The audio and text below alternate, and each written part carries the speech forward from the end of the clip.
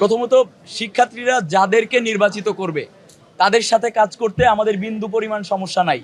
কারণ এখানে vote ballot box চুরি হয়েছে বা ভোট আগের রাতে হয়েছে এমন কোনো ধরনের কোনো অপ্রীতিকর অভিযোগও আসে নাই। তার মানে শিক্ষার্থীরা যাদেরকে চাইছে তারাই এই জায়গায় আজকে আসছে।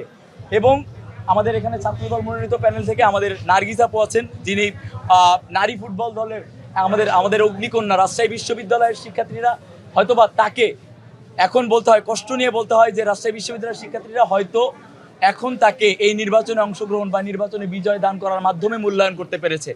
তো আমরা সবাই একসাথেই কাজ করতে চাই, আমাদের ভিতরে কোনো ধরনের সংশয় নাই।